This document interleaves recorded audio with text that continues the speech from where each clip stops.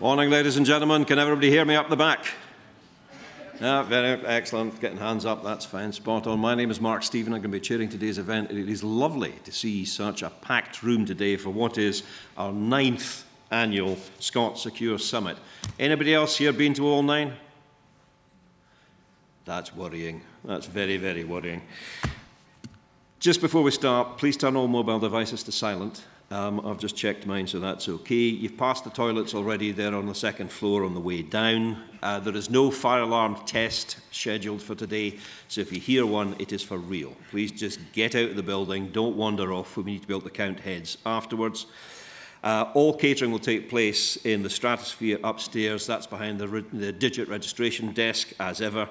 If you're parked downstairs, then have a word with the Digit team upstairs, because they can give you a reduced rate of £6. They'll swap the ticket round for you and what have you, which is probably the most useful thing that I am going to say today. We have, you think I'm exaggerating, we have a fantastic lineup of speakers for you today. It should be really fascinating from stem to stern, so please stay with us if you can. To extend his personal welcome this morning, please welcome to the lectern Ray Bugg, Director and Founder of Digit. Ray.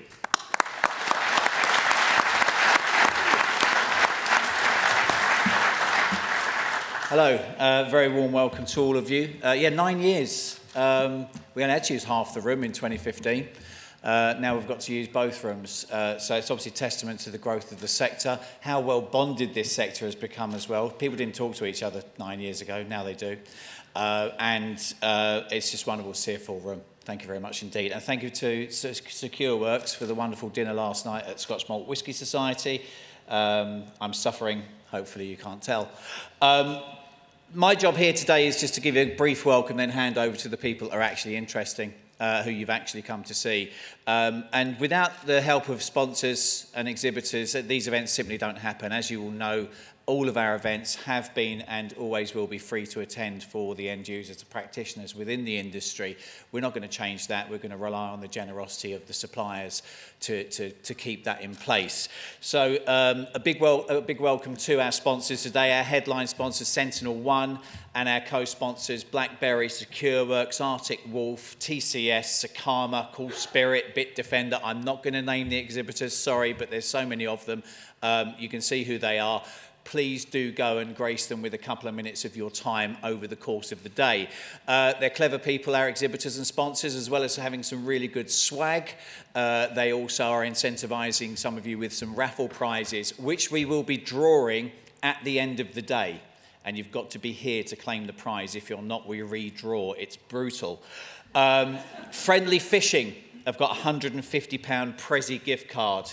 SentinelOne, our headline sponsors, they've upped the game, an iPad 64 gigabit. It's the most recent generation as well. Boxy have got a big jar of sweets. Guess how many's in there? You can take them away with you at the end of the day. And in testament to our first speaker, Lego has made a very strong appearance today on the raffles. We have a Lego Nintendo console, courtesy of Secure Works. We have a Lego International Space Station on CGI stand. You can just get your badge scanned, drop your card, you get a chance to take it away with you at the end of the day. McNally have got a £50 whiskey voucher. They've got an ice cream cart coming in. So if you fancy an ice cream in the first break or lunchtime, you can get a free ice cream from them.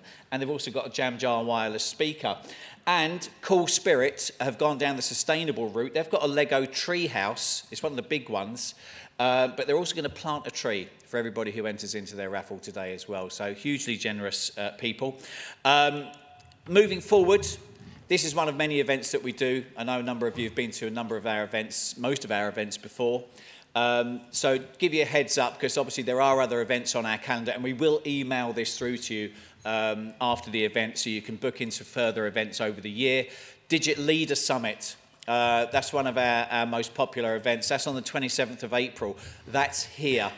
And if you are a head of, a director of, a manager of, or a C-suite within your organisation, that's an event for you, because that doesn't just talk about the technology. In fact, technology is probably the least of the topics in that event. We really talk about the process, the culture, and the changing face of leadership within technology. So that's an ideal one if you're in a management position. We're up in Aberdeen for Digit North, and the rest you can see there. But if you're security people and you want to come back and do this again, we will be in Glasgow on September the 14th at the TIC, the Technology Innovation Centre at Strathclyde Uni.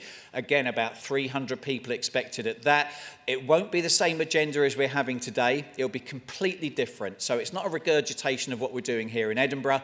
We just feel that cybersecurity has become such an imperative topic to be covered not just once a year, so we're now making this event twice a year, once here in Edinburgh, and in September we will be in Glasgow. Stay behind at the end for a drink. Obviously, if you want to win a raffle prize, you're going to have to be here for that anyway. And on behalf of myself and my brilliant team, thanks very much.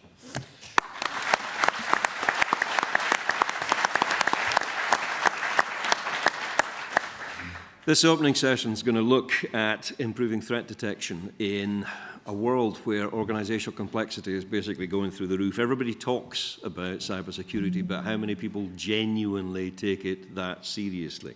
Our first speaker, Marko Jung, is head of the counter-threat unit for the LEGO group. LEGO, as you probably know, or maybe didn't know, started off in carpentry. And then some genius invented the building brick, and it's gone from there. The work they're doing at the moment, the investment in cybersecurity, is the biggest investment that LEGO are making since the creation of the Lego brick. That's how seriously they are taking it. So, Marko, over to you. Thank you, Mark. Thank you and good morning. It's a pleasure to be here.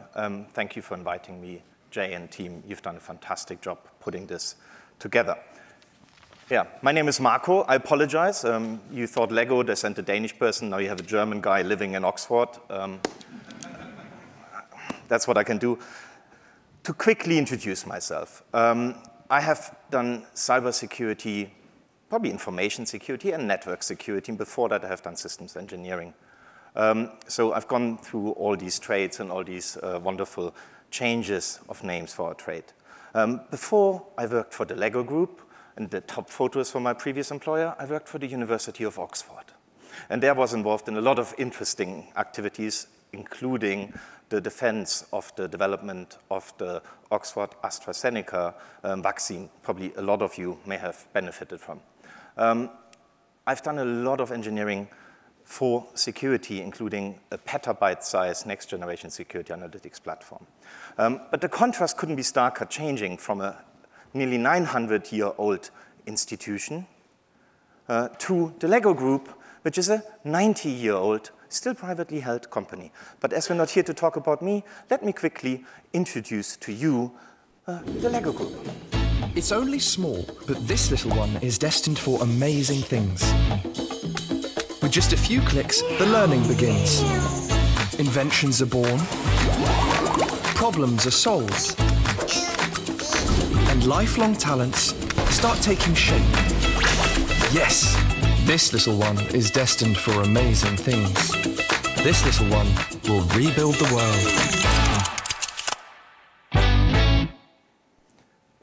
I guess you obviously all know the Lego brick, which has been probably part of all our lives since its invention, and then followed by the minifigure and all the great toys we produce nowadays. Children are our role models at the Lego Group, and we're guided by our mission to inspire and develop the builders of tomorrow. Because when children play, they learn. And they learn skills they will use all of their lives. And that's why we believe in the power of play to shape their future. And for that, we want to become a global force in learning through play.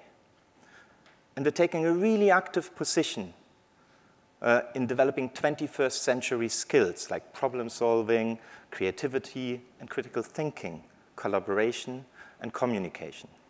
And I mentioned that the Lego Group is still a privately held company.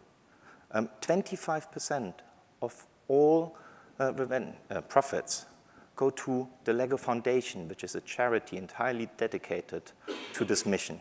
So that should encourage you to get even more of our sets, because you're actually helping to develop children. So 91 years old, a very, very well-known brand. It comes from the Danish words play well. And it's quite a large organization. I didn't know it before I joined. We sell our products in 111 countries. And I'm one of a 27.3 thousand people strong workforce. So it's actually a really, really large enterprise. Global. We have hubs in many, many countries. We manufacture on every continent. So the products are manufactured really, really close to the markets. And we are on a big, not only digital transformation journey, which I'm talking about with you today, no, we're also on a big sustainability journey. So everyone hears the term digital transformation. But I want to be clear, digital transformation is not automation or digitalization. And a lot of people get this wrong, so please let me emphasize it. Digital transformation is a socio-technical program to improve an organization, here, the Lego Group, in its entirety as a business, yeah, to significantly change how we operate through technology.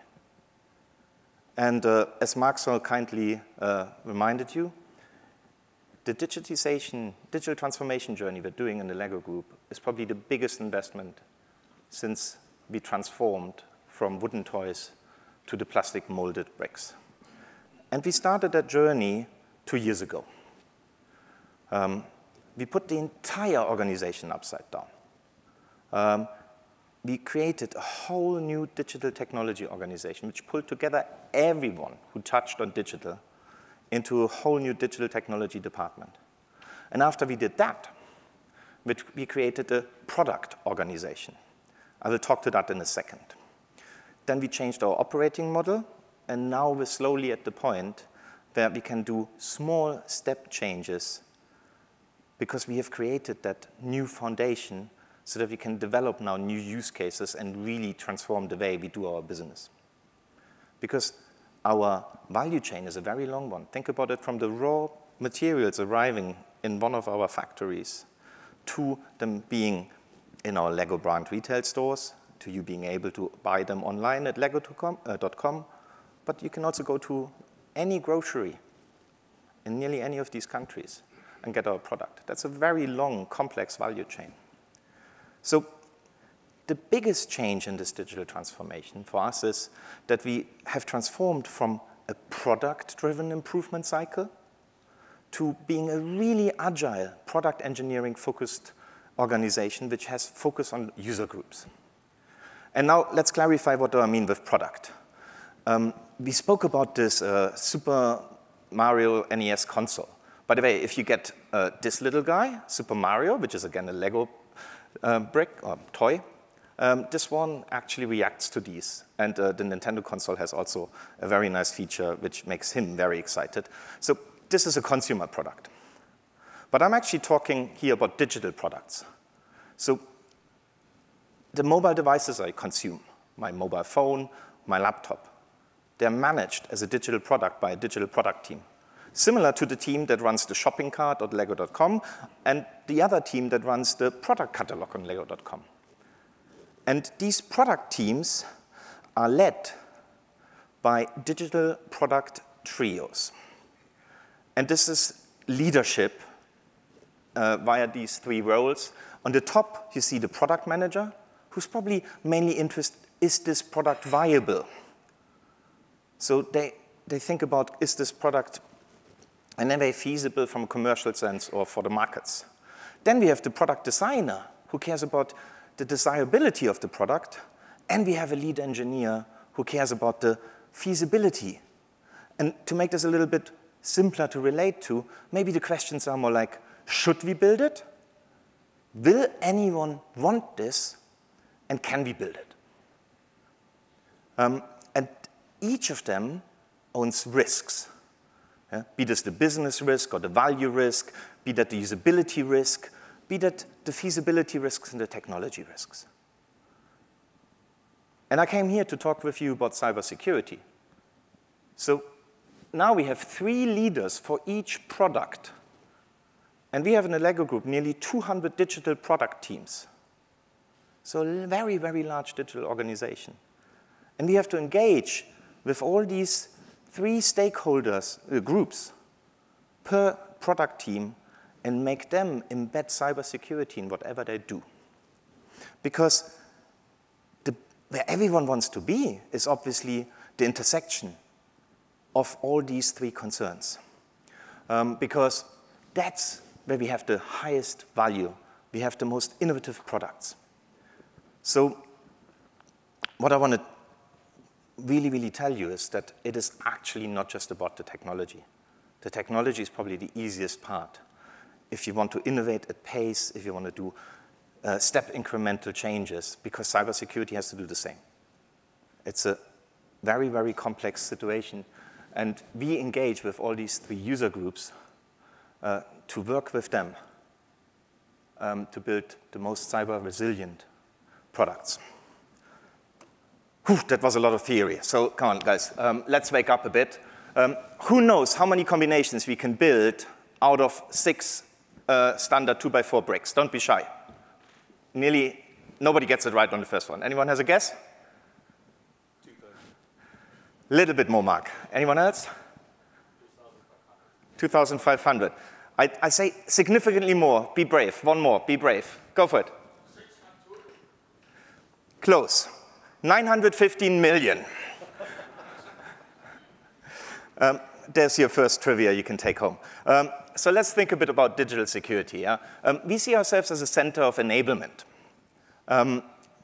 So we don't do cybersecurity ourselves. Everyone in our organization, everyone. And this be the blue-collar workers in the manufacturing areas, to the colleagues in the retail stores, and everyone in between that value chain. Everyone is contributing to cybersecurity. And Robin will talk to the human factors in cybersecurity later, way more in depth, and I don't want to steal her thunder. But we focus on everyone being enabled to deliver to their best. I have been heading our counter-threat unit. Sounds very scary. But you know, my name is actually Jack Bauer, and I can reassure you that you're safe. You know, typically, everyone dies within the first hour after meeting Jack. Don't worry, it won't happen to you. So our purpose is not the standard cybersecurity incident response team or all these old names. Because we're also thinking in this product mindset. So the counter-threat unit is laser-focused on just the detection and the response to emerging threats. That means we don't do vulnerability management. That's a different team. That's a technical risk team, just to give you an example.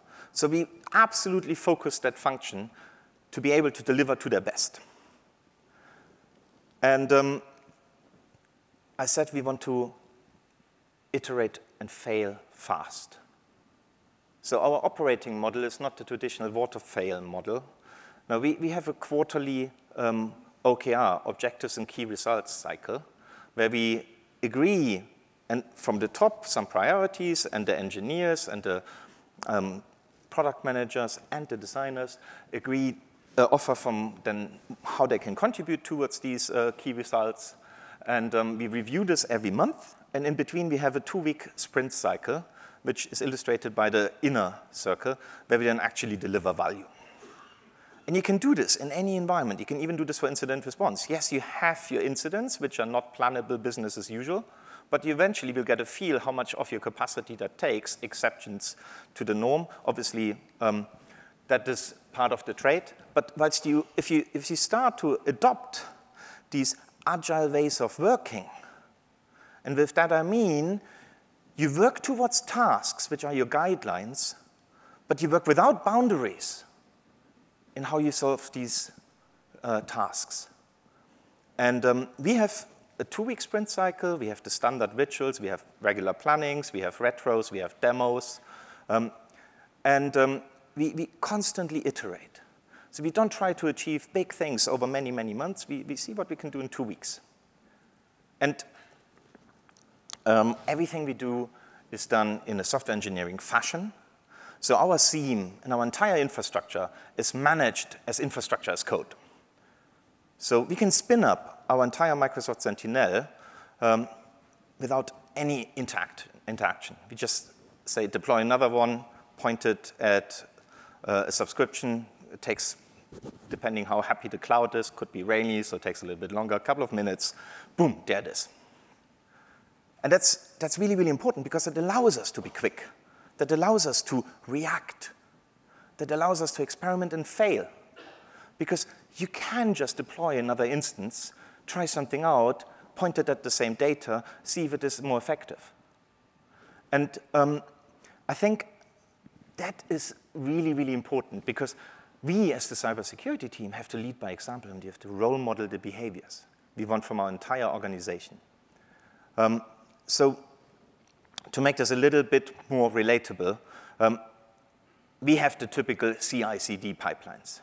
Every change goes through rigorous testing pipelines. Every change is automatically deployed to a QA environment, and if that deployment works, then we automatically only deploy it to production.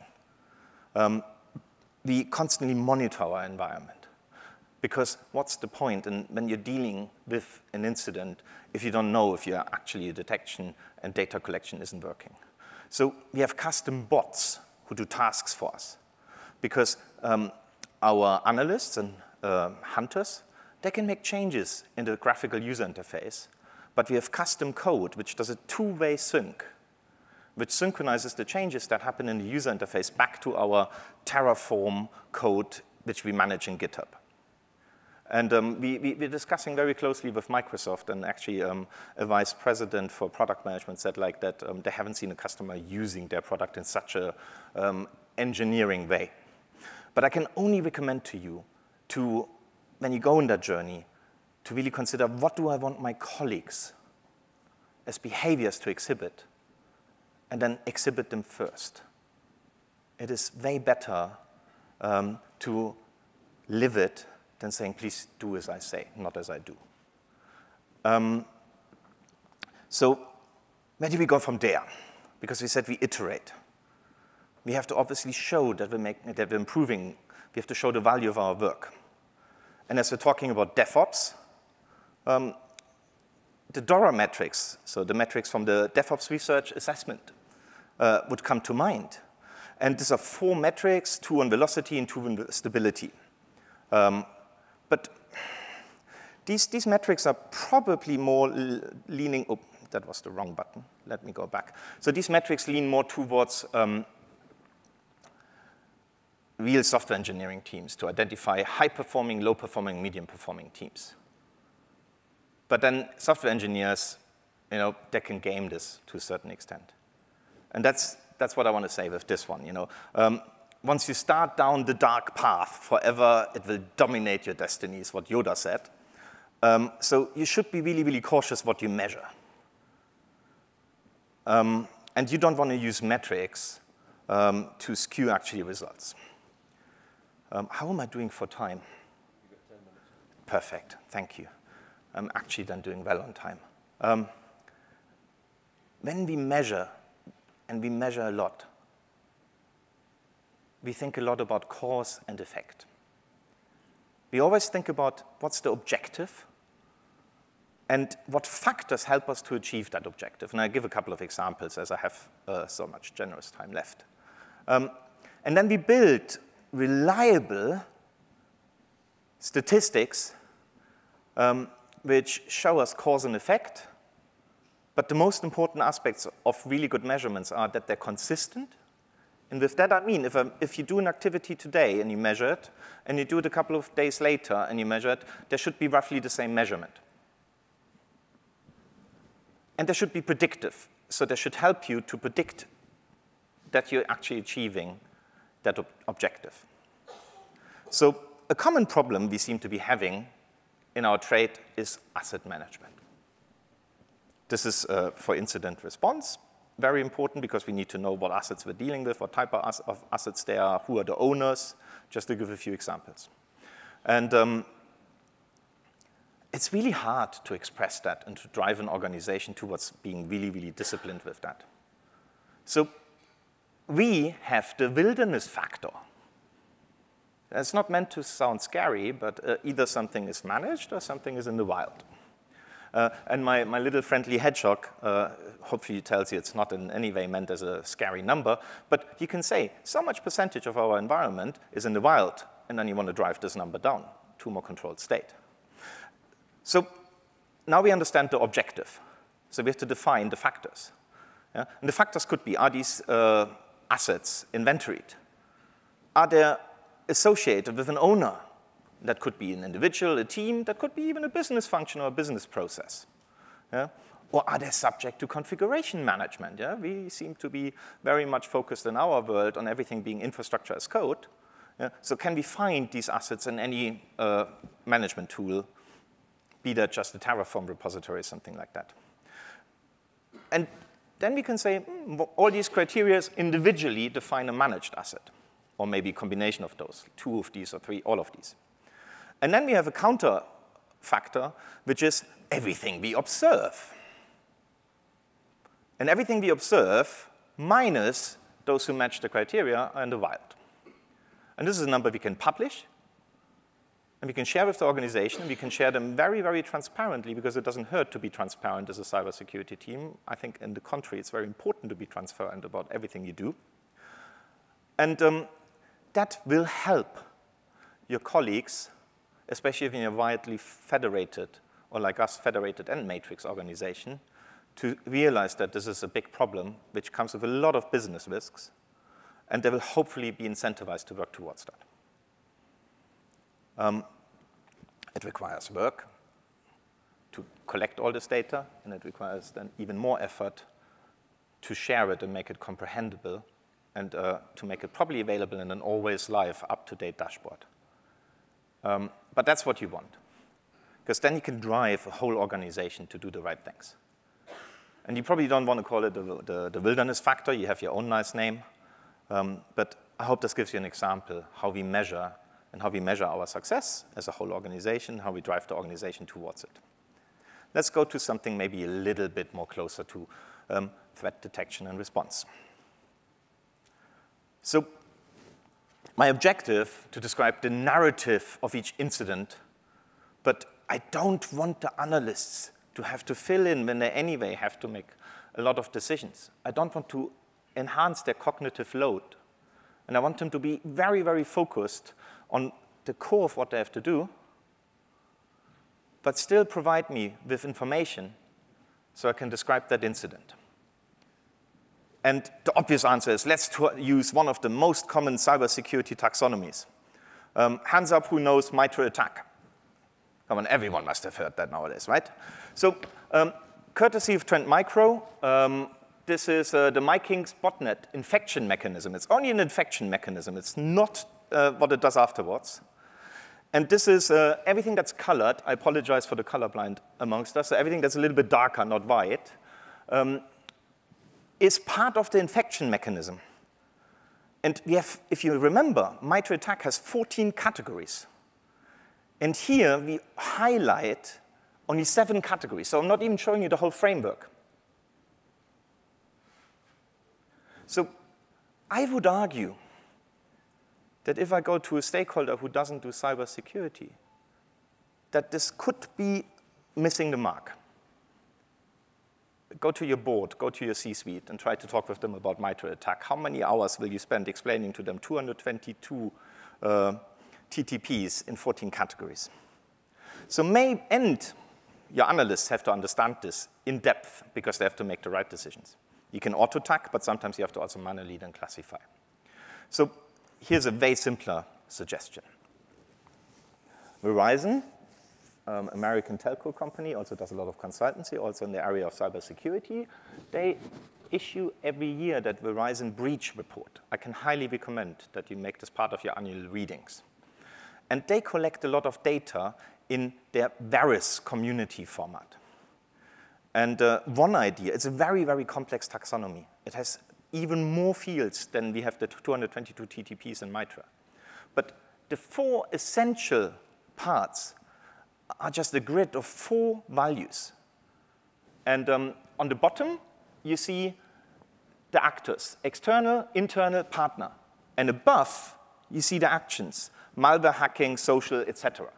And then this is the cross product. So you will see internal has hacking, external is hacking, as well as partner has hacking. So the bottom is a cross product of actor and action. And on the left axis, you see the assets, server, network, user, media, people. And you see the attributes, the CIA attributes. Everyone knows them, confidentiality, integrity, and availability. So these are simpler words, way better to understand. And if I create the cross product of these 4 A's, I end up with 315 value pairs. If for every incident, whilst we analyze it, we just say, oh, yeah, OK, this affected my network, tick. Oh, no, that made it also to a server, tick. Oh, we know now for sure it was a partner incident, tick. We can slowly actually describe at least the narrative of this incident without the details. We don't say this was phishing, or we don't say it was exactly, let's compare it with the ENISA categories. Yeah? It's not specified incident types. But this I can communicate to any stakeholder. And even more so, when I visualize it here in the grid and I say the percentage of incidents having these values, I guess you all agreed in the top left corner, the 35%, 48%, 35, and 41% is clearly a hotspot. So that's where I see a lot of incidents. And the right corner is probably a blind spot. So very expressive way of collecting data with just 4 values. I have to teach my analysts, which they can develop, constantly evolve whilst they work on it. And I have way, way, way more expressive data to work with. So, and there we are. Maybe we have to refine what our objectives are. If I want to describe the narrative with minimum cognitive load, then we measure using the A4 grid. And if I want to analyze adversary behavior, then probably my specialized team continues using MITRE ATT&CK. But I don't use that as a communication tool outside my security organization because that will confuse people. And this is what I mean about, this is what I meant about being sure to understand the objective and the factors I have to measure to make this happen. I could give now many, many more examples, but let me close with this one. A very powerful metric is the incident avoidability. When you close an incident, ask yourself, could this have been avoided? And there are 3 categories which I recommend to use. There was nothing available on this planet that could have avoided that. Oh, no, there was a mitigation available outside our organization, and we didn't implement it. Or even in our organization was a mitigation, but these affected assets haven't benefited from it. And that's a very expressive data point you can use when you communicate with colleagues about other aspects, be that then the vulnerability management team starts having conversations about patching or code vulnerabilities or even supply chain vulnerabilities. So here's a new measure that helps you to drive positive behavior through your organization. So there's a long, long list on top of metrics and measurement top tips. You can study those later. I will not read them to you, but I want to point out one. I didn't mention anything like mean time to detect, mean time to respond. Because I strongly believe that time-based metrics create the wrong incentives. And if you feel you have to use them, please consider to have at least for each time-based metric, a quality metric. Because otherwise you screw your organization to be entirely focused on throughput, and quality is no longer a concern. You may have noticed that all my measurements are skewed towards leading indicators to lead my organization somewhere. Only the incident analysis is a lagging one. But even there, with the Varus grid, I can again lead by saying, look, there we're really, really, really struggling. Let's tackle this. So find a good balance and make sure that you look through the windscreen forwards, but also don't forget about the past. And having said that, if at all, I hopefully encouraged you to measure something when you go back in your organizations and use those to drive small, incremental, but continuous improvements across the entirety of your organization. You can do it regardless what you do professionally. If you're in risk management, if you're in threat detection and response, if you're in hunting, there's always a really good metric you can use to communicate what you do. And pick your interest carefully. If you're in the beginning of the journey, do something that really, really interests you, and then iterate and iterate and iterate. There's nothing wrong with saying this is the first attempt of this metric. I'm working on this. Hang in, help me, give me feedback. And with that, thank you very much for your attention. I hope you have a wonderful day. Thank you, Marko.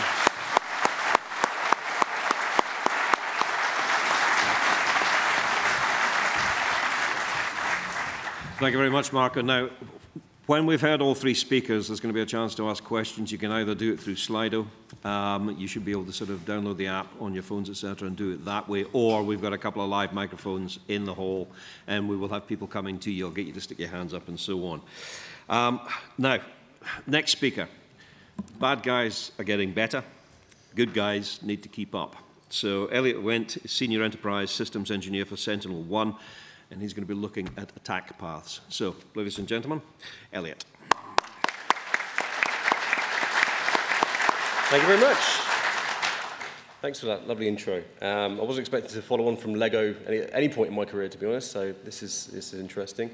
Yeah, I'm Elliott Went. I'm from SentinelOne.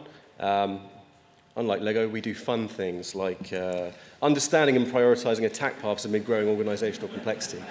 Yeah, that's the topic for today. I do work at SentinelOne, these guys here, so I will try and be as agnostic as I possibly can throughout this presentation, but there probably will be a little bit of product talk. I'm conscious I'm the only vendor here, though, on the panel, right? But what do we mean when we talk about understanding, prioritizing attack paths? Well, we've already talked about this. Marko's outlined a lot of this stuff, right? But let me just frame the problem that we're going to talk about and how we try and bring some structure to the approach of understanding how we would deal with a threat in a modern infrastructure, any modern infrastructure, right? Because there are some, this is one of those very arbitrary slides that kind of paints a picture of a very complex situation with some really basic kind of lines, but it is actually highlighting some fundamental trends which we can't really get away from. And you've probably heard these a million times, right? But for starters, the tools that we're spending money on to do the detection, the prevention of threats in our infrastructure, whatever that might look like, they are becoming less effective. And that's something that is tracking over time.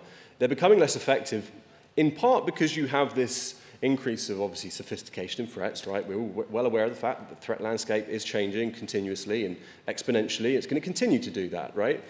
But I would say the reason the effectiveness is dropping over time is probably arguably more so because the infrastructure, the technology that we're trying to wrap our arms around now, it's just so vastly different from year on year. And then you have inorganic pressures like COVID and things like that. Obviously, digital transformation in itself is going to be a major factor in terms of how that changes how we try and do detection of a threat, regardless of where that might materialize or how that might materialize, because they are changing so frequently. So I think that effectiveness reduction there and kind of the spend on security is more so because of the actual pressures from the internal business that's making it harder for us to really wrap our arms around that problem, right? And if it's those tools that are kind of dropping in the effectiveness, it's those tools that are also overly reliant on humans typically to get value from, not just to stand up, but to derive value from on an ongoing basis. We all know there's a skill shortage, right? We all know that the humans we have, the skill sets we do have, they're spread thin as it is. So all of this is to say that basically we're trending towards this thing which we're broadly trying to define here as what we call the threat efficiency gap. Firstly, our ability to detect the threat in the first place is becoming harder. We don't know what attack paths might exist in our organization because of the sprawl of technology, right?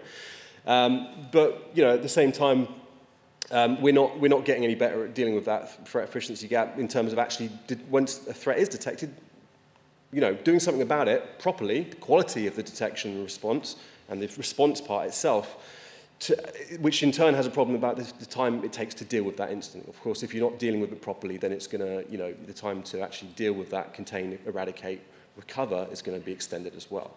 So that's where all of these things basically are outputting in this challenge of we have an inability to deal with threats in a modern infrastructure because of a number of these kind of trends, right? So to highlight that, to add a little bit of color to you know, why that is an issue today, well, ESG did a report last year. I think it was about 2,000 organizations of various shapes and sizes where they asked them kind of what their technology stack looked like when it came to security and SecOps specifically. On average, your kind of mid to large organization, which they marked at something like over 1,000 employees, which I find, you know, I wouldn't necessarily quite mid, but anyway, with that being the bracket, on average, those organizations have between 25 and 50 independent tools to deal with SecOps. And I'm really talking here about your ability to detect a threat, to go through containment, to mitigate that threat, and in some cases even go to the point of recovery. 25 to 50 independent tools across more than 10 vendors, in some cases up to 40, just to do that function of threat management, right? That's what I call it, is threat management. 2/3 of them also said because of those different kind of disparate technologies which were held in, data were held in those different technologies, they were guaranteed to be missing detections because of that disparity, right? This shouldn't be anything new, really, in terms of a concept. We all know that there's technology sprawl, but to look at kind of the picture of why we have this kind of incumbent or over-encumbered state of having multiple technologies or overlapping technologies, it's no wonder, because when we think about that modern infrastructure and the different types of, you know, assets, surfaces, whatever you want to call it, that we are trying to, like I say, wrap our arms around to protect, if it's in your jurisdiction as a threat management team or a security organization, there are going to be so many use cases across each of these individual surfaces, and there are going to be multiple surfaces within these that are going to require their own kind of specific function to deliver on those use cases. Let's take endpoint as an example. Endpoint these days, it's anything that's running code in your environment. You have to kind of think that anything that runs, that has a CPU in it, a processor, that runs some code, that is an opportunity to be exploited.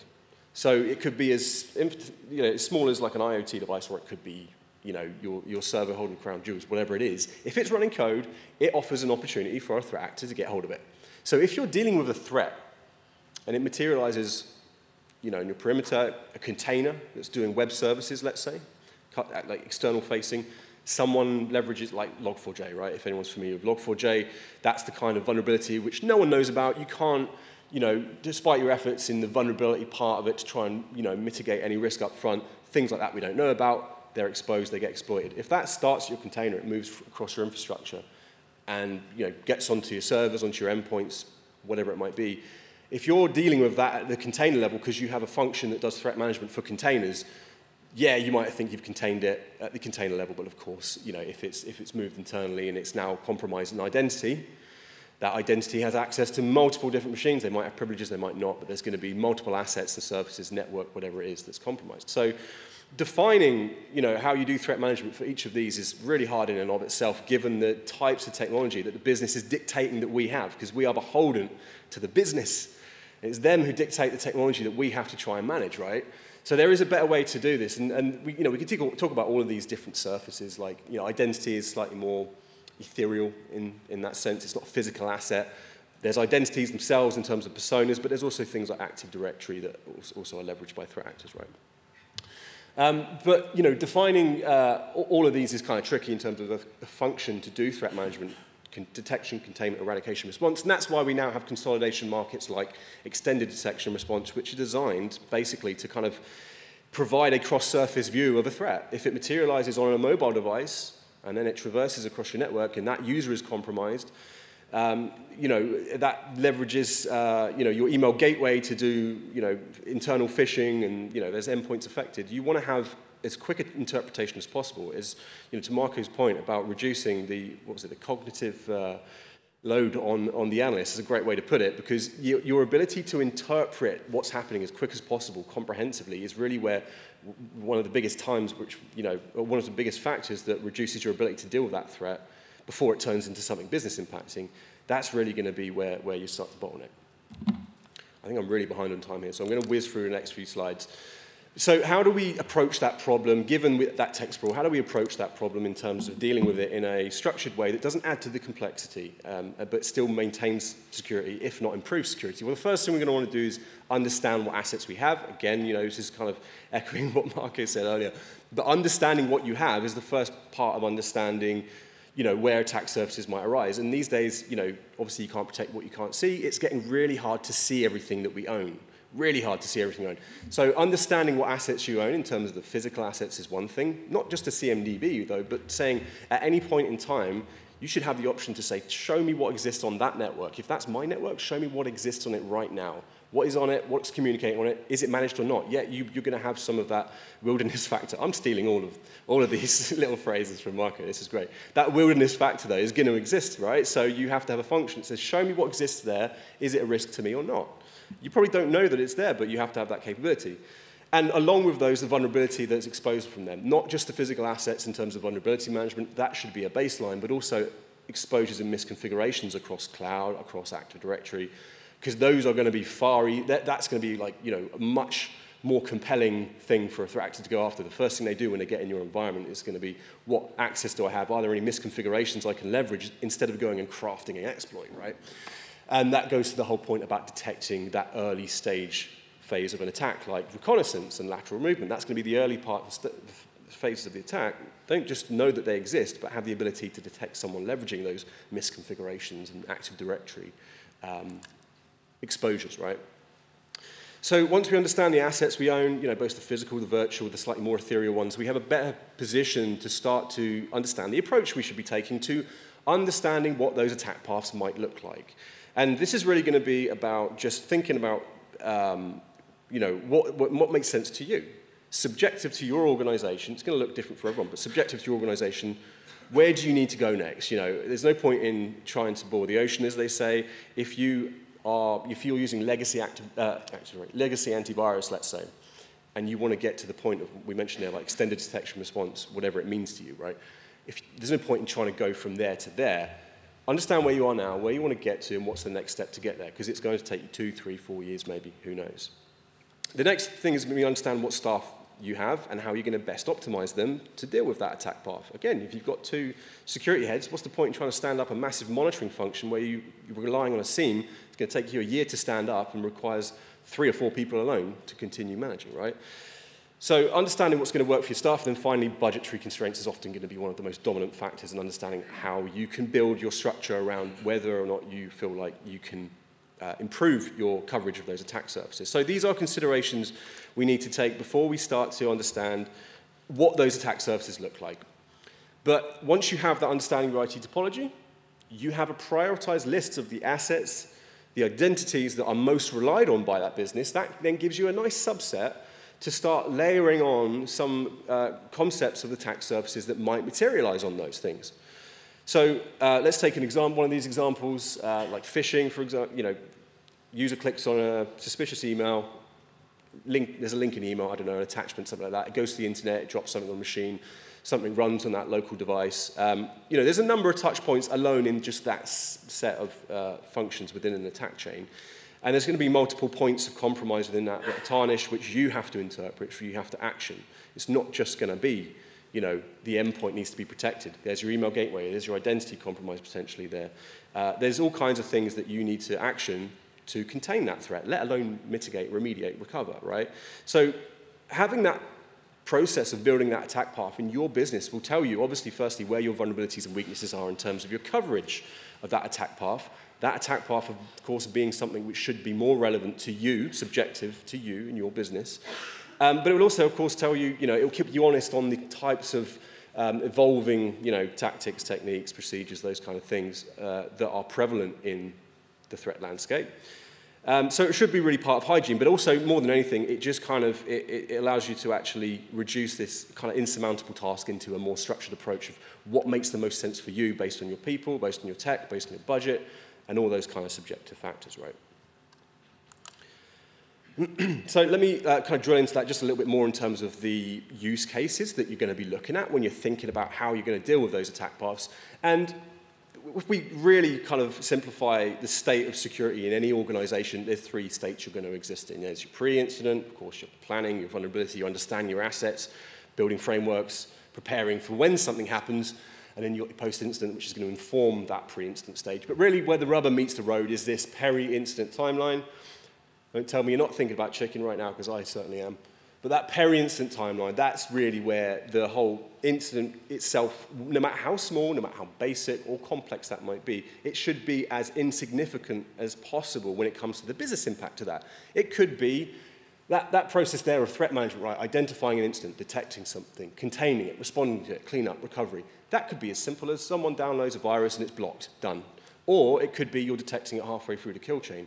Or it could be you're actually dealing with a breach and your ransomware's been ran. Whatever it is, you should have the capability to deal with that incident in this framework as rapidly as possible and as comprehensively as possible, and that's where that interpretation piece comes in. So if we drill into just arguably one of the most important parts of this, sorry to use the metric, but time to contain, that is going to be, that time to contain is going to define how much of an impact this has on your business. And again, taking any example, very small one or very complex, large complex attack, the first point is detecting something. Let's take that phishing example. Do you have the phishing email gateway? Maybe it's that. Okay, maybe you can't afford that, whatever. Do you have an endpoint detection capability when a phishing email is open? Okay, maybe you don't have that. Next step in the attack kill chain for detection there is going to be if that's communicating to a website. Maybe you have a firewall that can detect something, right? You're not going to catch everything everywhere all the time, but based on that attack path, you should now have a good understanding of where your biggest weakness is based on that prioritized attack path that's most relevant to you. And therefore, where you're going to apply the technology that's going to give you the most return based on your ability to detect, hopefully have some kind of automatic response, which is going to bring up an alert. That's where the human enters the frame. So if this is something which is across a bunch of different services, your identity, whatever, that bit where the human enters the frame and has to identify it, that's your ability to interpret as much as possible, as quickly as possible. And again, that's why we have these consolidation technologies and markets like SASE, like extended detection response, and obviously internal efforts to make sense of all of that. But once that happens, then you have to investigate. Yes, it could be as quick as saying, yeah, it's been dealt with, I can click it, it says green, it's been resolved, there's no further risk. Maybe you have to investigate it further to take a manual response just to get to the point of containment. Think about how many technologies are involved just to get to that point of containment. Not even talking about mitigating anything that was damaged, not even talking about doing some form of remediation or recovery.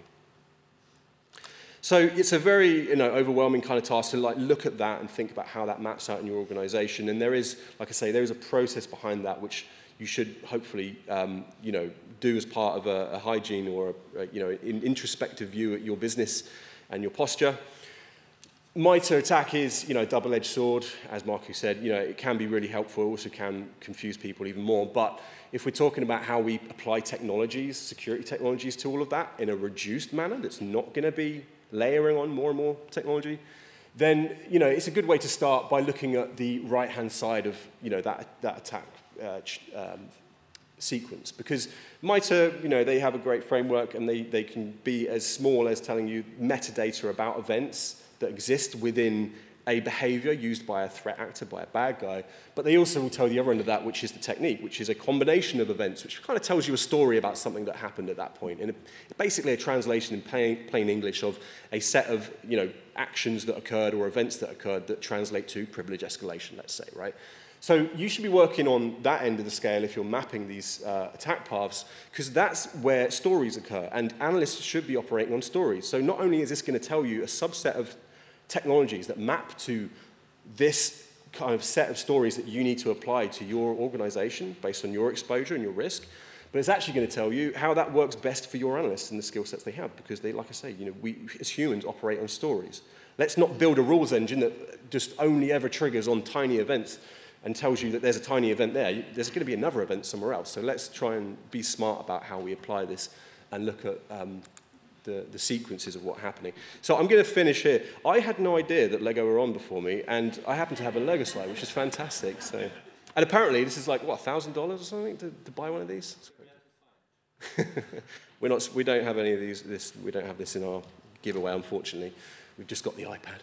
But you know, the analogy here is, and I'm 2 minutes over, so I'm finished on this slide. But the analogy here is that some of the things that we see when we're trying to apply this is it's also incumbent on us as vendors. There's so much I'm telling you here in terms of practice and things you guys should be doing.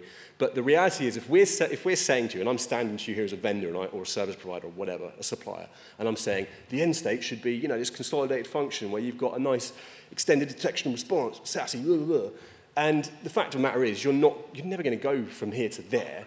You're probably going to buy, I don't know if this is the case, I'm probably wrong. You're going to buy like phase 1 of the Death Star. You're going to buy like a set of stuff. We're not going to hopefully sell you a big bag of bits with no instructions and no idea of how to get to that state. So it's going to be incremental, and it's on us as vendors and service providers and push us to do this, to help you and along the way to get through those stages, because we work with people all day long, similar to yourselves, to get to that point. So lean on the vendor. Don't take it easy on them. You know, they should be there to help you get there. And then the final thing is, I would say interoperability is a key part of this. If you don't have a technology which is capable of being bidirectionally integratable with everything else in the technology stack, it's probably going to end up becoming a point solution and dwindling down its capability. So don't even consider it.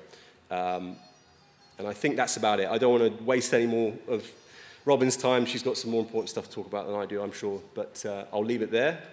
Any questions, find us afterwards. We've got a stand out the back. Okay. Thank you very much.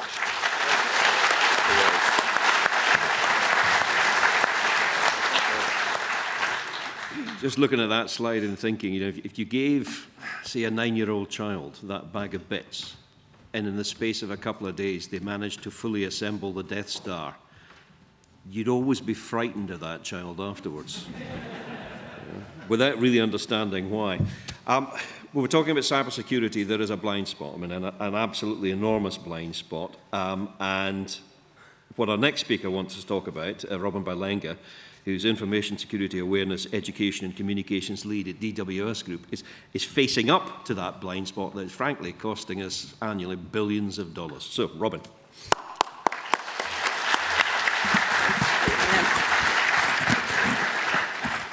I'm down here. Good morning. How are y'all doing? Good. You need to wiggle or shake or get up or anything just to wake up? So thank you for inviting me here. I really get excited about talking about human factors. And hopefully you'll find this a little entertaining and informative.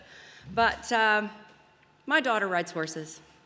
I grew up in West Texas, and I was bucked off of every horse I've ever ridden on in my entire life. My dad on the farm, and he really believed that you should get back on that horse. So my childhood was very traumatic when it came to equestrianism. My daughter, however, when she was 10, came over to me after a horse show, gave me her reins, quickly jumped off the horse, who was about that huge, and ran to the bathroom. And I looked at the horse, and the horse looked at me. He relieved himself massively, and I looked at him and I said, you know, I feel the same way. So basically, the next time she went back out, they put the little blinkers on the horse, and I asked what that was for. And the purpose of me showing you this, other than just to tell a story, is that we put blinders on typically in cybersecurity, and we focus so much on the technology. The technology is brilliant. It is important. It needs to be there. But while we're sitting there focusing on the technology, you see all the other people around? That's where we really need to spend some time. People process in technology for a reason. We can't spend all of our time and money on process and technology.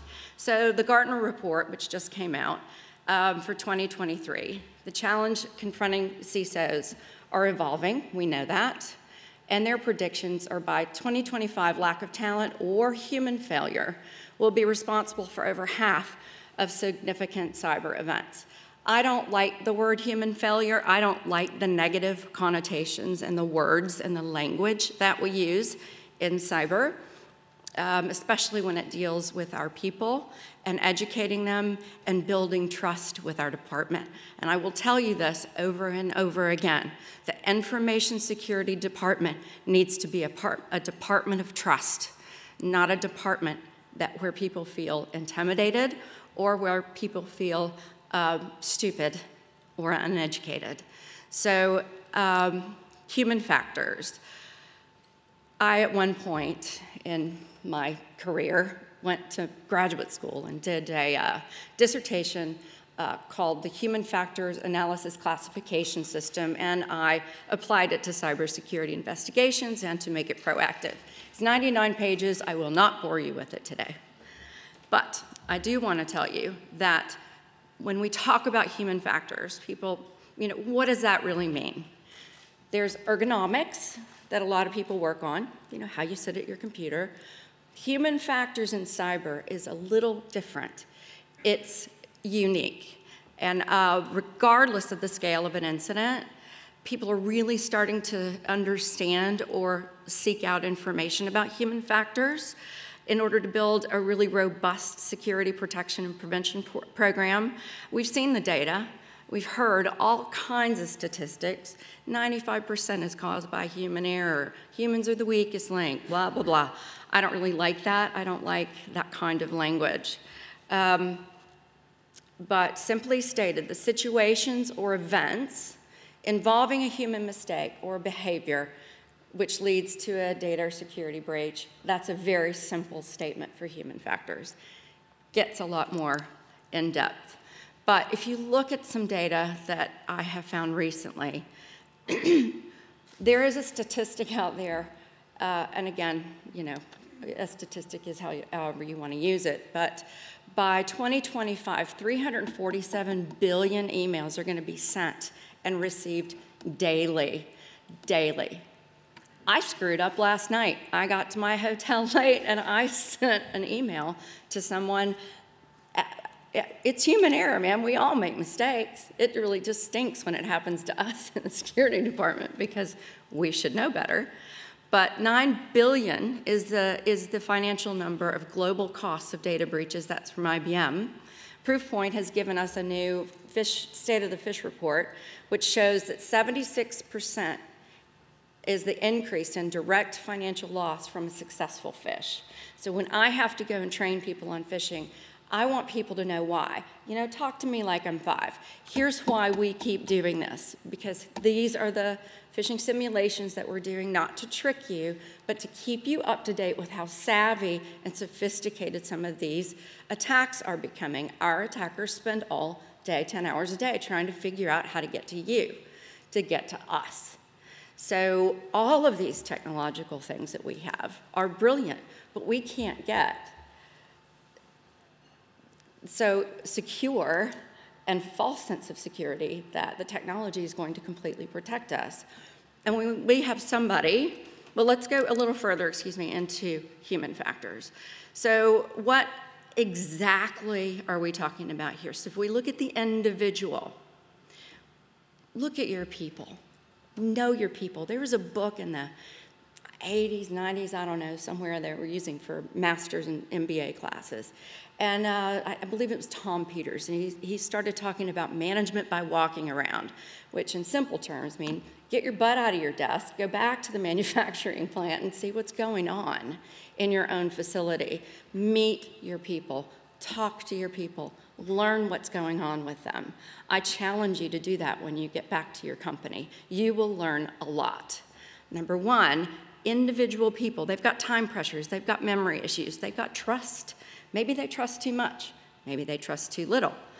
They're unaware of risks, they use their IT inappropriately. I know I want to get my job done. If IT gets in my way, I'm going to have a workaround, not because I'm bad, because I'm good. I want to do my job and I want to do it well, and this is in my way. Belief systems that can be exploited. Ailments, financial issues. You've got somebody that works in a bank that's in charge of finances, and their child gets terminally ill, and you're in the United States of America with no health care, you might have a problem on your hands with that employee.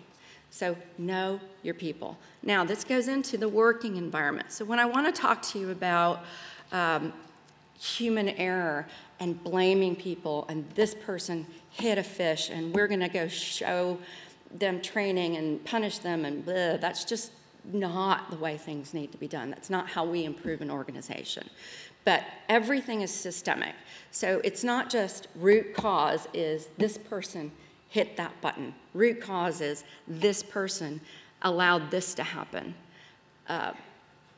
Malicious acts are alone, but malicious acts are a very, very small part of what actually happens in our corporations. Much more of it has to do with mistakes or systemic issues. So if you look at the working environment, and with that, is the building too cold? There was a password that was being shared around a company because one department kept screwing up with their passwords. Well, there was a big billboard outside their window that kept changing every 30 days, and they had to change their password every 30 days. And so each person on that team was using some rendition of whatever was on that billboard, 1, 2, 3, exclamation point. So that goes back to training, but the working environment. Is the supervision adequate? I'll go a little bit deeper into this, but then there's the organizational culture and the processes. So you look at all of this stuff, it all winds together to create a human cyber risk. So just a little bit further on that is there's like non-malicious, no intent behavior. There's behavior which is non-malicious but with intent. And there's malicious intent. But let's look at some human cyber risk, information sharing. I was on a bus the other day in London, and this woman was behind me changing her ticket, and in about 5 minutes, I had her credit card, her name on the card, her address, her flight, and the 3 digits on the back. And if I would have been nefarious, I would have had a heyday with that. But she just had zero situational knowledge about what was going on. So user violation, so someone just ignoring your password rules or sticking a password on their computer. Non-malicious, you know, they don't really mean anything. Maybe they're not trained properly. Non-malicious with intent, so misuse of tech. I'm just going to work around it because I need to get my job done. Training violations. I can't tell you how many of these I've seen, especially with higher management. I really, really don't like it when people are moved up to a level where they believe that the training is no longer important to them. Proofpoint has another neat little statistic that 10% of our corporations are management, but 50% of our problems come from management. So just because you get elevated doesn't mean you're above the training. The attacks keep changing, and we all need to be aware of it. And what, like Marko was saying, we need to lead by example. If my CISO won't take my training because I'm too smart, that really, really says a negative thing about leadership. So we need to be careful that lead by example. That goes into poor management techniques. You see somebody that's just telling their assistant to take this course for me, or, you know, that doesn't matter, you don't use BYOD, well, that doesn't matter, it doesn't apply to me. Well, allowing things to happen under your supervision is a violation, quite frankly. Physical security violations, we know what those are, and sometimes we don't take those as seriously as we should. So wearing your badge on the train, and everybody can see who you are, and having people overhear your conversations, as we spoke before. So now what? I love Simon Sinek. I think he's the best speaker I've ever heard in my life. And usually when I speak, I'm walking, so I'm not used to this, because I like to engage with you. And a live, personal touch is so much more beneficial than training, and that's what bothers me about remote hybrid work, because I can't identify, I can't look in your eyes, I can't tell if your eyes are rolling back in your head and you're bored, or you're on your phone, or you're not connecting with me, because I can change the way that I speak, or I can look directly at you, and I can know that we've made human contact. In building a proactive culture, remember that word trust. We need to build a department of trust, because ultimately, in reducing risk, we want people to report. That's the goal. That should be the goal of your phishing simulations, is to have people not just avoid, because where are those emails going? We want them to report. Then we can see trends. Then we can really evaluate what's going on. People get it. People understand. Or they're over-concerned. They're overly cautious. Or one department's getting attacked more than another. So there are a lot of things that we can see, trends, data, metrics that we can get by reporting. So, and a proactive security culture, Sidney Dekker talks about just culture. So take the blame out of the scenario. It doesn't mean people are not accountable. They are accountable, but when you get punished for something, you're not going to report it next time. So I would challenge you also to, when you're looking at your culture, change it into something more proactive, positive, use kinder words.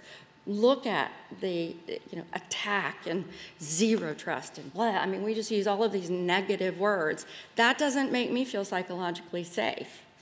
And people need that to be able to trust you, to report to you, which builds a wonderful proactive culture. See where I'm going with that? And then human connection. That also builds the trust. You go out and have some conversations with people in your department, especially for your trainers.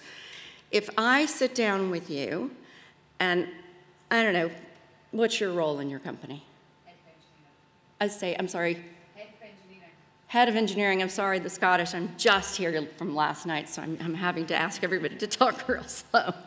So at the head of engineering, I would like to sit down with her and say, tell me about your day. Tell me about what you interact with every day. What platforms do you use? Are you on Slack? Do you use email? I had a company where none of my engineers used email. They were all on Slack. So why am I going to bother doing misdirected email training when I really need to be talking about what they're putting on Slack and moving over to GitHub? So it's so important that you understand what people do. And then when you understand what they do, everybody loves that human connection, right? It's like people like to hear their names. So that will make the training more relevant, and you will do a much better job and you'll get better reaction from it. So that human connection, and then effective communication. So when you do your training, make sure it is relevant. Make sure that you're reaching out to people where they are, not where you want them to be. Sometimes Wendy Nather, she used to be the head CISO at Cisco, I think. And she spoke once about, we're trying to teach frogs how to fly. And I thought that was really stuck with me for some reason. So we need to not build the processes for us. We need to build the processes for the people and then work from there. So again, proactive culture of trust, human connection, effective communication, and remember the system that usually when there's some incident that happens, you can go back through the organization, that's what HVAC cyber was all about, and find systemic things where you can make some changes and proactively improve your security posture. And the last thing is, I'm a big Stephen Covey fan, and he says he has the 7 habits of highly effective people, and habit number 5 is seek first to understand and then to be understood. And it always will work positively in your favor. And then I just like this one because security, it's all of us, and it takes a whole team, not just the technology, it takes all of us to do it right. That's it. Thank you.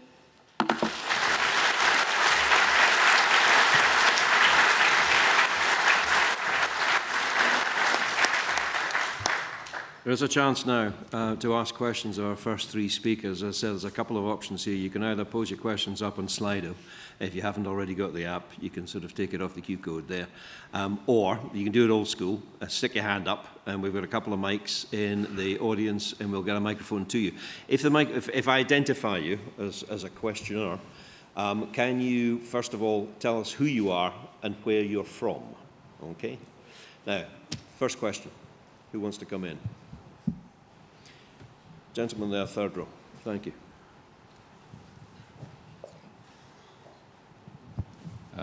Hi there. Thanks for the talks. My name's James Kwan. I'm from LBG. Mark, I had a question for you with regard to your presentation. You said it seemed to, you had that matrix, the various matrix, but it seemed quite complicated in terms of how do you actually implement that. And on your last slide, you had a peculiar pink brick, and I just wondered what that was about as well. Thanks. Thank you for both good questions. So, before we confuse ourselves, I agree with Elliott that the micro attack framework is really good for analysts because it shows you techniques and tactics, and you need that. And if you cleverly look at it, there's actually one category which is very small, and that's where you, for example, want to start. But if you communicate what we do externally, I'm 100% with Robin. We have to be people-centric and people-focused. And they don't understand what we do because it's a highly specialized skill set we need. And the trick of this matrix is really just to, everyone understands what is a server, what is the network, what is a user. Everyone understands if it's an internal, external, or partner. So we're reducing the vocabulary when we speak with decision makers, be that our board, be that our executives. So it is a different way of expressing the same thing at with a different abstraction level. And we implement it by teaching our colleagues who analyze the incidents when to select which of these fields, and there's automation around it. Because, for example, this was phishing. Phishing, what was the affected asset? It was a user, right? The CIA triad would be the confidentiality of the password. So you select phishing and it pre-selects. So you can use a bit of automation. But you also ask your analysts and your responders to constantly enhance that data. I hope that answers your question. Now to the way more interesting question, what this pink brick was about, because you seem to like Lego as an adult fan, so I like that. There was this wonderful Star Wars set, one of my favorites, a highly demanded collectible. The problem with the Star Wars sets is that they're all gray. But the product designers in Billund, in Innovation House, which make these sets, have a tradition. And whenever you buy a Star Wars set, you will hopefully find a pink brick in each set. Because the designers celebrate when a set is released with a pink brick, with cake. So the whole department gets cake. And you can even buy the little brick heads with Grogu and Din Djarin, and you will see both of them have pink bricks in them. There's another trivia for you. Thank you for that excellent question. Right. Thank you very much for that. Can I ask a question before we move on, Marko? I mean, what is the nature of the threats faced by Lego? I'm really trying to get my head around this, because, let's face it, you make toys, so, what's the nature of the threat? It's a very good question, and I will answer it a little bit avoidingly, because we don't talk about that too much in public. Okay. But I give you one idea. Okay. You may have noticed that we have a lot of partner intellectual property. And I'm talking here about these Star Wars characters or the Disney princesses. So maybe the cybersecurity people are actually knights protecting the Disney princesses. So here's a threat. Mm-hmm. It takes between 2 and 3 years to develop a set.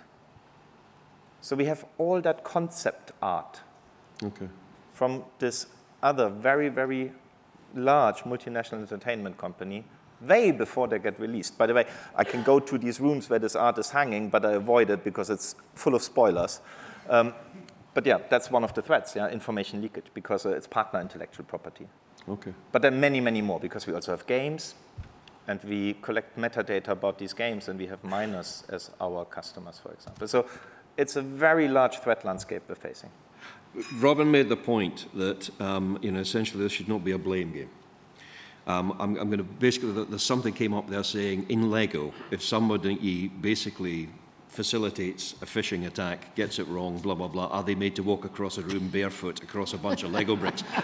I think that's an excellent idea, and I'm sure it'll be a salutary lesson. But coming to Robin, basically, you know, it's how do you, but there's a question there. I love that question. On the point around defining and identifying human failure, how can you have accountability and standards if you don't have some form of blame?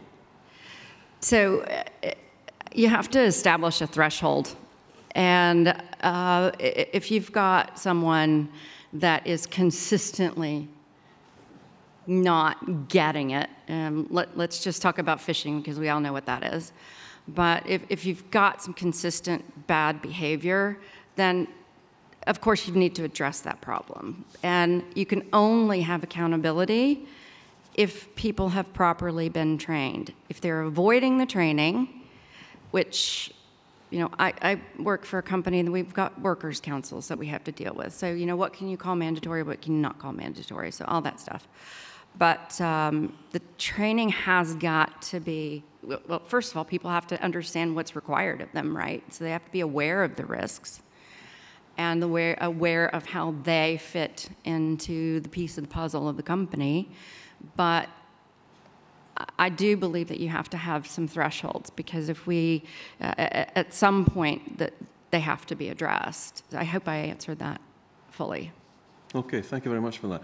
Elliott, when you spoke about, I think you used the phrase threat efficiency gap. Again, paraphrasing a question that's actually come up on Slido. Is that threat efficiency gap closable? Could you ever, can you foresee any set of circumstances where you could reduce it to zero? No. Absolutely not. I don't think that's ever achievable. I don't think. You know, Can I check? Is his mic working? Can Hello? you hear him at the back? Can you hear me? There we go. Okay. Cool. Yeah, no, I don't think that's achievable at all.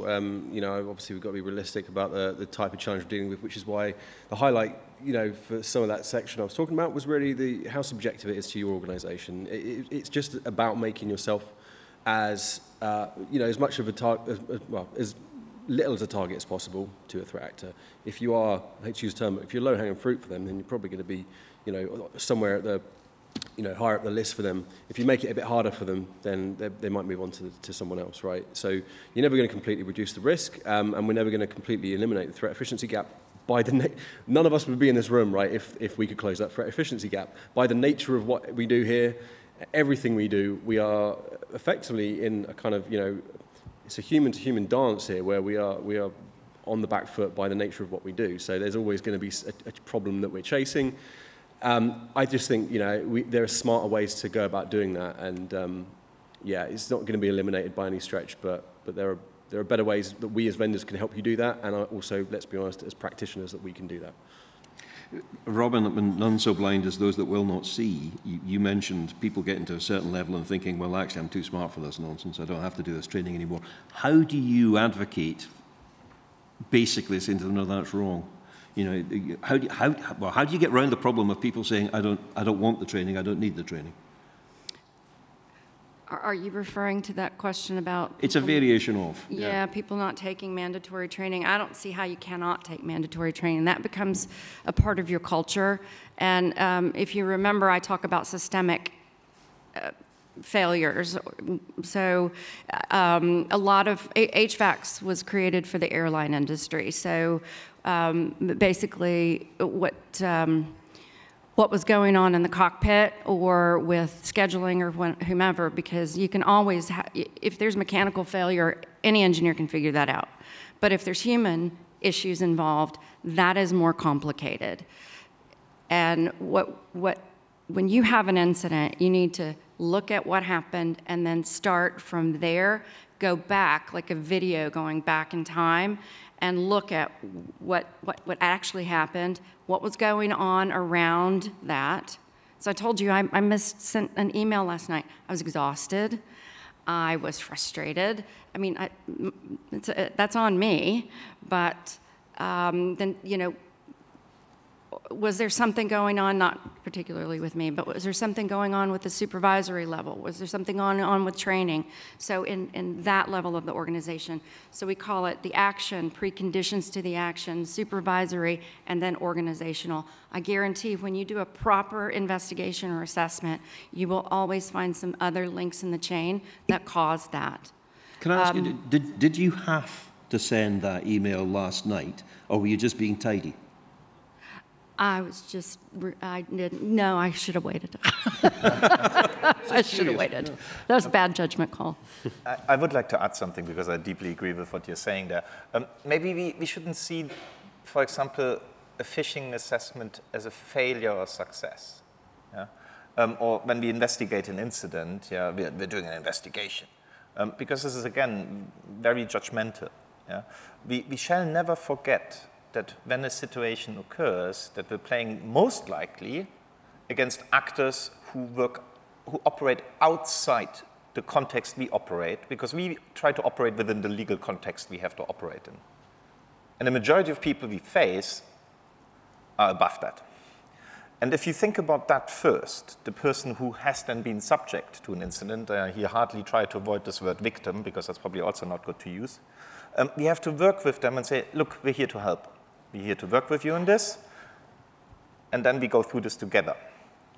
Because the majority of people are actually quite scared if just a phishing situation happens. And that empathy is a starting point, and understanding, yeah, especially not if it's a training case, but it's a real situation, is something that is a very, very big mind shift that has to happen in all of us.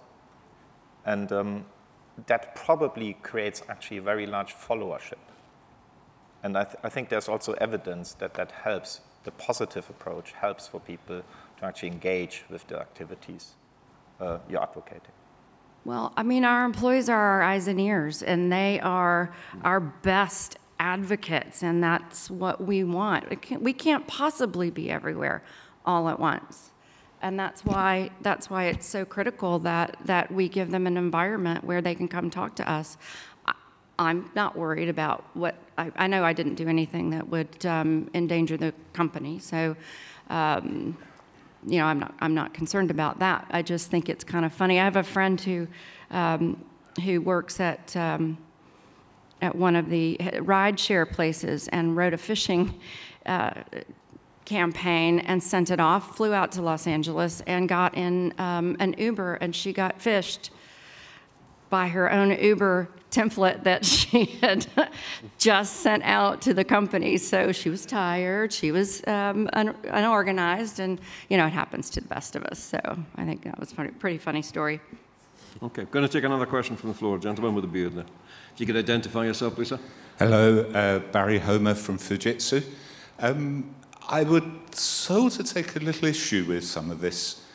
Some research has suggested that, or quite a bit of research suggested that the security tasks we expect general employees to undertake is just too difficult for them, and that we're failing by not designing systems that can be used securely.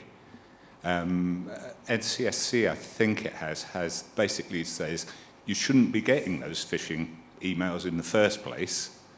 If they are, then education helps a little bit. Then you shouldn't click it. But if you click on it, then the systems ought to stop the impact of that being too much. And if there is an impact, then it's a contained impact. And I would go further also and say, I speak to some people, they wouldn't know what a server was. So we're trying to, I don't think education actually helps. We should be designing systems that when humans fail, then the systems, it prevents an adverse impact. And I think it's a failure of what we do. That's a very interesting point. I'm going to get all our three speakers to talk about that. I'm going to start with you, Elliott, if you don't mind. What's your thoughts on that? I would disagree with that. I don't think, you know, I don't think that we're going to get to the point where, you know, systems are going to be that secure. Obviously, there are challenges around that because of, you know, people will always find a way to get around secure systems, shadow IT and all that kind of good stuff, right? But I also think when you look at the types of challenges we're dealing with externally in terms of the threat landscape, I mean, I think at this point, you know, ChatGPT alone is surely proof that there are types of threats out there which are going to be so hard for us as the system builders to protect these types of scenarios that we're going to be capable of actually detecting a lot of this stuff at the quick enough pace to develop it. So there's challenges out there which are unknown, and I think we do have to educate. And I might be a little bit wrong here, but I think we might also be still trying to educate a lot of people who aren't very tech savvy in the first place, and there's a generational issue there where a lot of people who are coming into the world of a digital workforce, they are far more savvy than the people who started working in that business 30 years ago and are starting having to be trained up on it. So I think it does have to be part of, I'll let the people talk, who are experts about this. Yeah, but to your point, there is some research that age doesn't actually have a bearing on clicking things, or just some people that are older, like me, are a little bit more cautious normally than I was last night. But normally, a certain age is a little bit more cautious. Some of the younger people that have grown up with this in their hands since they were 6 months old tend to be a little less cautious and click more. So it's counterintuitive, actually. But to your point about designing the systems, I do agree that we should make it simple. Anybody that has ever run a retail e-commerce site knows that you lose 50% of your audience every page you make them go to. So if you think about that in marketing, we want to contain everything. So if we have, I don't know, let's say you use Outlook or whatever for your email, you want to have a report capability right there so that they don't have to leave their screen, do that. That's where you'll lose them because people are busy. But I hope that answers your question. The technology is very, very good, but we don't need to become so cozy with it that we forget. I've got a friend, her name's Jenny Ratcliffe, and she wrote a book called People Hacker. She said, I don't need the keys to your facility. I just need one person. So, Marko? Nearly everything has been said, and maybe whilst I agree to some aspects of what you say, I also disagree that the technology is the only solution. And that's why we have now these product trios in our organization, because we care about usability, we care about the technology playing its role in increasing security and also just intervening where possible. But just to add the third aspect, the process could also be badly designed, and it's always the weakest of all these combinations. So it could be the technology, it could be the human factor, it could be the process. And you have to tackle this holistically. So I wouldn't pin it down on this is the most one we should focus on. It's holistically to be addressed. I'm trying to read Blue Suit's position from his question, his or her question, to be honest, on Slido. Would you fire an employee for continuously failing the phishing assessments and keeping on clicking the links despite the training? I heard some companies do. There's maybe a disciplinary upstanding, I don't know. But what would your thoughts be on that? Would you fire them? I think that would be a really, really slippery slope. I like a concise answer. That's good, Elliott? I think you'd have to be really careful. There would need to be some malicious intent there. And it goes to communication. It goes to, what are the ramifications of something like that? What's going to happen to your culture, your building of trust? Where will it go from there? I mean, people talk, right? They're going to talk at the coffee machine, and Bob got fired for this. We're not, but but if Bob keeps on pushing the bloody button, there's going to be a point where you're going to say, "Look, sorry, Bob, this is simply not working." Surely. Give Bob a typewriter. I don't know. Okay, Elliott, what do you reckon? No, I think that's very harsh, yeah. I don't think that's the right way to go. There's got to be other ways other than firing someone to get them to comply. If that's an HR issue, then again, it gets to the point where they are given an ultimatum, then sure, contractually, they're going to breach that. But you shouldn't just fire them outright, no. No, okay. No. And Marko? So the team responsible for the attraction of talent in our organization is called Hire to Retire. Right. So I think, no, I think we believe in developing talent and retaining it and growing with them, and they grow with us. So I totally disagree with that suggestion. Okay. As a personal context, I used to be responsible for training quite a technical aspect within the BBC, and I had one trainee who put years on my life.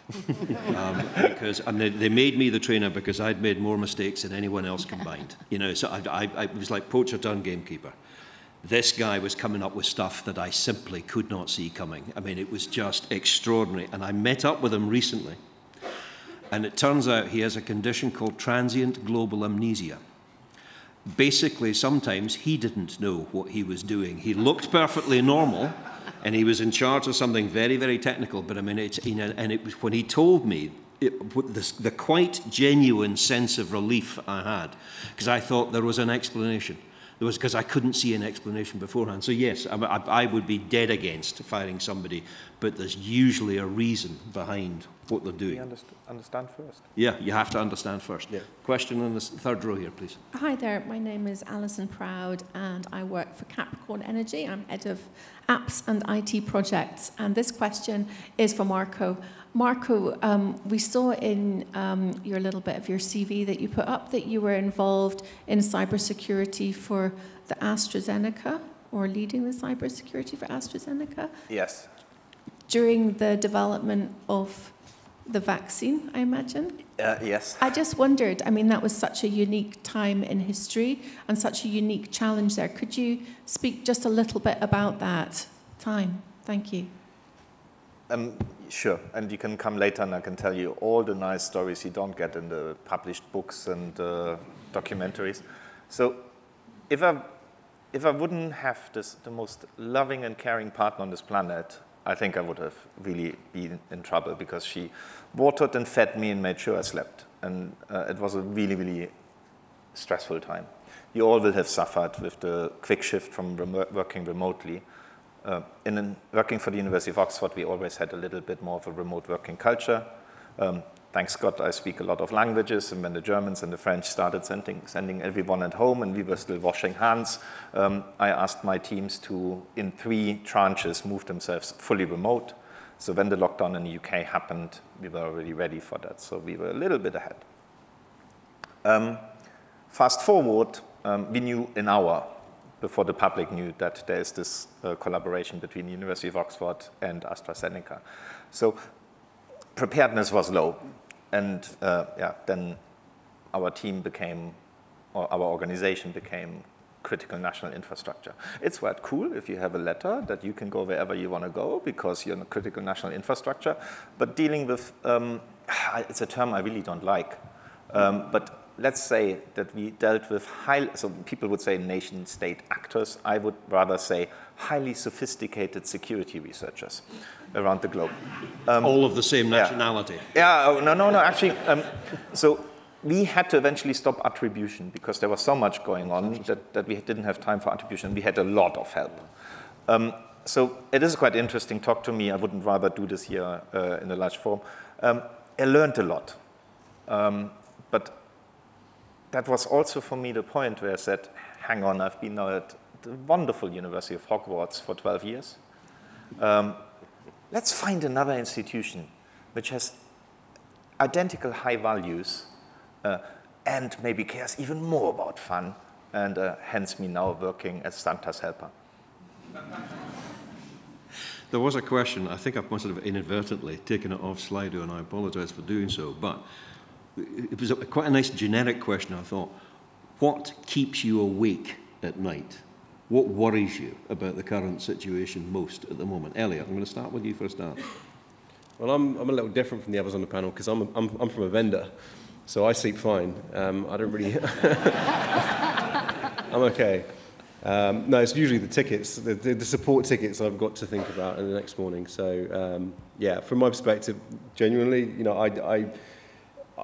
the things that keep me up at night are making sure customers are actually getting what they're paying for. That's the thing that keeps me up at night. Okay, Robin. Staying relevant and honestly connecting with our people. We have a global company, and again, live is such a different experience. So a lot of what I have to do is death by PowerPoint, which you don't get to see other people, and just to know that I'm being effective and helping people. I believe if I can help people personally get better and feel safer just going through their daily life. I'm very passionate about what I do, but that concerns me. Is just this, that I'm communicating effectively and sending the right message. Okay, thank you. Marko. It's definitely nothing related to my job, because I'm surrounded by a very large group of highly dedicated, talented people. So probably more the concern if I've tidied the floor and got all Lego bricks away, because I promised my partner she will never stand on one in her life. And associated to that, maybe the DIY nightmares, which never end. And I guess if you can relate to that. But no, I think we're all right. Good. Okay. There's one last thing I wanted to ask Robin. You said that how much you personally appreciate the sort of face-to-face approach, being able to look into someone's eyes, actually, interpret their body language, that kind of thing, get a sense of them, where they're actually coming from. But more and more training, it seems to me, is actually done online. Is that the wrong route to take, do you think? Well, I mean, we're not going to go backwards. This is life now. And I think we just need to figure out how to deal with it. I like people to keep their cameras on, so that I know that they're paying attention. And some technology is better for that than others. I try to make things as interactive as possible. There are some cultures where that isn't the norm, and I'm learning. But I think that as a communicator, we need to get better with doing polls or doing things just to make sure, just like when I stood here and said, does anybody need to stand up and just wiggle a little bit, just to keep blood, just to keep interest and pique that. So I think it's just like the threats are changing, we're still adapting to that. So I don't think there's been any problem over the last 90 minutes of actually keeping people's attention, but can I ask you to thank our first three speakers one more time, please? Thank you.